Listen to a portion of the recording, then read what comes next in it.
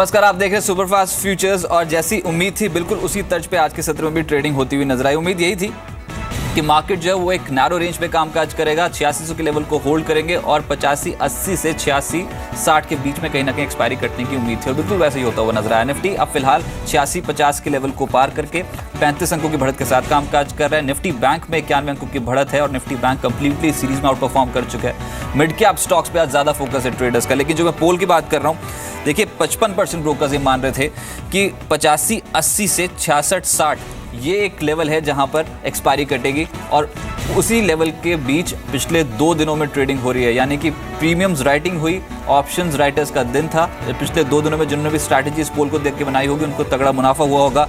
Probability 86-60 के ऊपर जाने की बहुत कम बताई जा रही थी, लेकिन अब इस रेंज के अपर बैंड के ऊपर आके कामकाज कर रहे हैं, तो कहीं ना कहीं रिस्क रिवॉर्ड रेशो के फेवर में अब ये स्ट्रैटेजी नहीं दिखाई दे रही। अब देखते हैं क्या ये 55% ब्रोकर्स अब सही साबित होते हैं कि नहीं। लेकिन ओवरऑल अभी तक के जो रोल्स निकल के आए हैं उसमें निफ्टी पे आज 16 लाख शेयर्स का एडिशन है, लेकिन रोल ओवर 53-55% के ऑलरेडी निफ्टी फ्यूचर्स पे हो चुके हैं।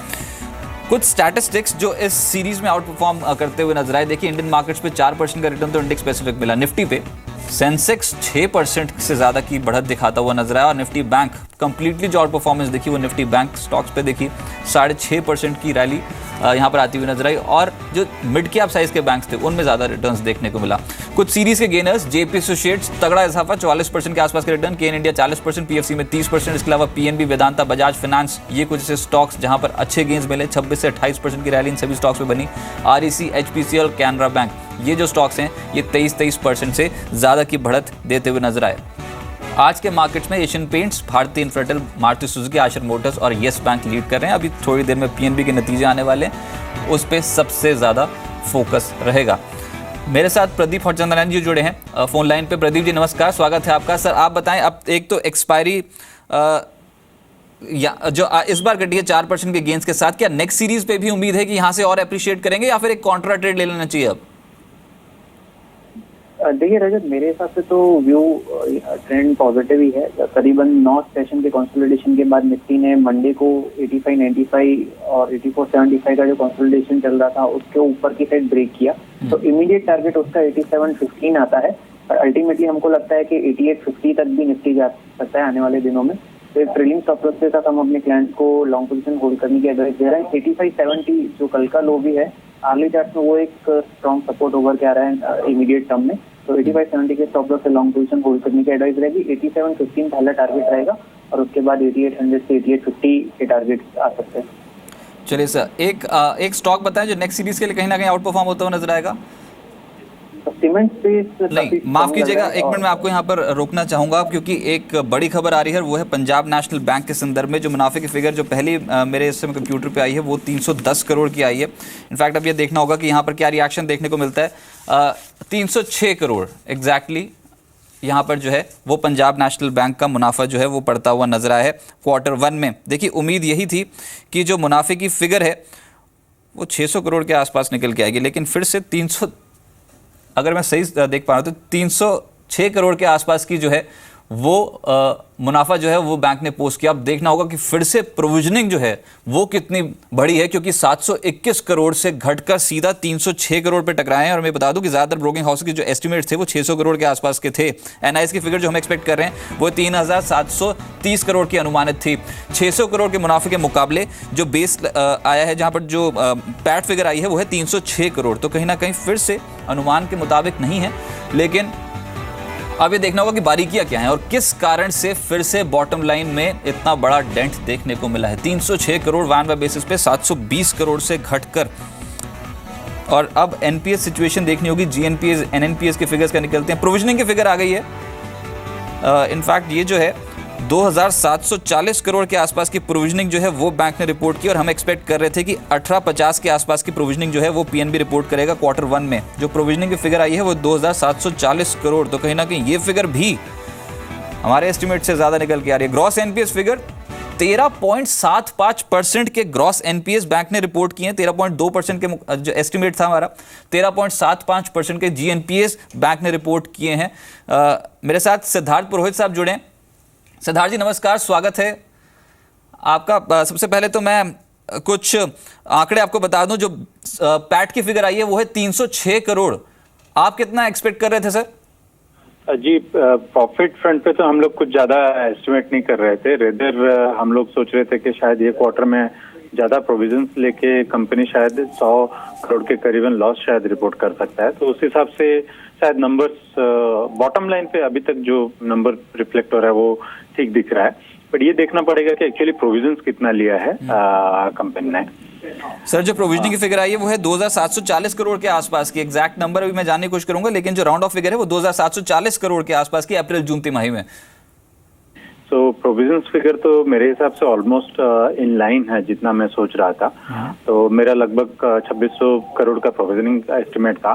तो शायद कोई अदर इनकम फिगर हो सकता है। बट मोर और लेस अगर मैं बोलता हूँ कि सामने जहाँ जब एक लॉस का एक्सपेक्टेशन था, एक प्रॉफिट रिपोर्ट किया है, वो ठीक है। बट आप यहाँ कितना लॉस एक्सपेक्ट कर रहे थे सर? जी, हम लोग अराउंड 150 करोड़ का लॉस का अनुमान रखते थे। क्या कुछ कारण की वजह से सर? जी, बेसिकली प्रोविजनिंग एक पार्ट था, और सेकेंडली हम लोग का ये अनुमान था कि स्लिपेजेस ज्यादा होने का अनुमान था। और डिपेंड करता है कि आपका कितना इंटरेस्ट रिवर्सल हुआ है ये क्वार्टर में। जैसे आप एनपीए को रिकॉग्नाइज करते हैं तो काफी हद तक आपका उसमें इंटरेस्ट रिवर्सल होता है आपका इंटरेस्ट इनकम में से। तो वो पार्ट को हम लोग भी कंसिडर कर रहे थे।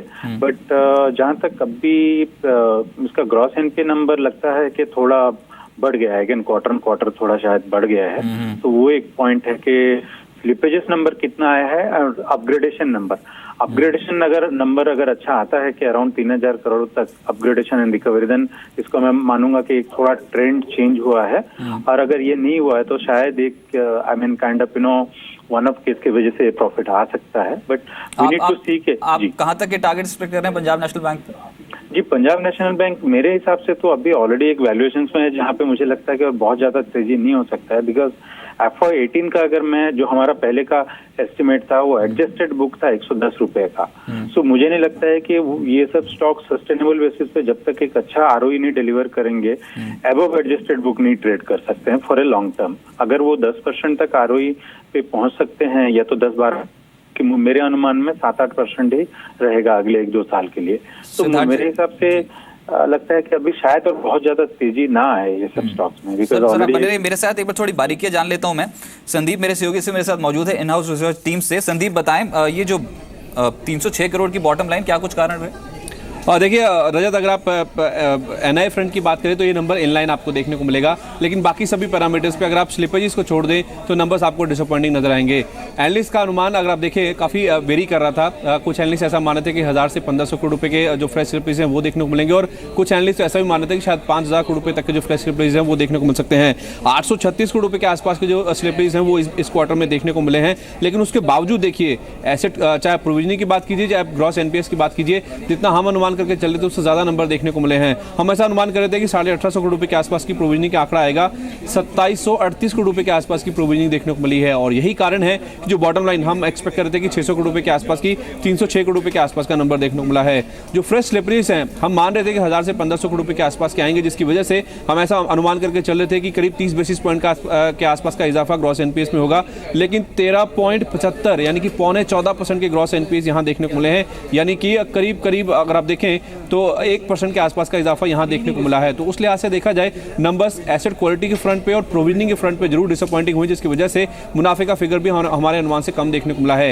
एक ही पॉजिटिव है यहाँ पे, जो स्लिपेजेस हैं ज्यादातर जो एनालिस्ट अनुमान करके चल रहे थे उन अनुमानों से काफी कम देखने को मिले हैं। तो ये प्रोविजनिंग किस वजह से की जा रही है कि आने वाले जो समय है, आने वाले क्वार्टर्स में फिर से ग्रॉस एनपीए बढ़ सकते हैं, उसका खतरा मैनेजमेंट जता रहा है, या तो फिर किसी और वजह से हुई है, ये जानना ज्यादा इंपॉर्टेंट होगा। चलिए, TS हरिहर साहब मेरे साथ इसमें मौजूद रहेंगे। इनफैक्ट सिद्धार्थ पुरोहित जी भी मेरे साथ इसमें मौजूद है। सिद्धार्थ जी, जैसे आपने बात की कि आप लॉस एक्सपेक्ट कर रहे थे, और ये जो स्लिपेजेस ज्यादातर ब्रोकिंग हाउसेस मान रहे थे कि 1500 करोड़ के आसपास आएंगे, 836 करोड़ की स्लिपेजेस जो है वो रिपोर्ट किया बैंक ने, इसको कैसे देखते हैं आप?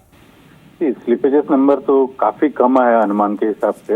ये समझना पड़ेगा कि एक्चुअली स्लिपेजेस रिकॉग्नाइज नहीं हुआ है कि दो कारण हो सकता है कि आपका सही में जो अंडरलाइंग एसेट्स है उसमें इंप्रूवमेंट आया है कैश फ्लोज में, या तो फिर there is some delay in kind of recognizing them. Because आप अगर इनका देखेंगे 20,000 करोड़ का उनका स्टैंडर्ड रिस्ट्रक्चर्ड बुक था, तो उसमें से अगर लास्ट कुछ क्वार्टर का ट्रेंड देखेंगे तो ऑलमोस्ट 10% तो ऑन एन एवरेज 10 से 15% आपका लेकिन एनुअलाइज्ड आपका फॉल हो रहा था एनपीए में। तो अगर मैं खाली रिस्ट्रिक्टेड बुक का देखूं तो लगभग I mean kind of 800,000 crore का तो मिनिमम साइड पे वहीं पे से स्लिपेजेस आना चाहिए था। ठीक है। तो ये किस वजह से कम आया है वो एक देखना पड़ेगा शायद। बट आप अगर जहां तक टोटल ग्रॉस एनपीए के लेवल का देखेंगे तो एब्सोल्यूट अमाउंट में और परसेंटेज टर्म्स में दोनों में तो ऐसा कुछ सुधार होते हुए तो नहीं दिख रहा है। 13.75% के 12.9% से बढ़कर जीएनपीएस कंपनी ने रिपोर्ट किए हैं। बने रहिए सर मेरे साथ। टीएस हरिहर साहब भी अब जुड़ चुके हैं। हरिहर साहब नमस्कार।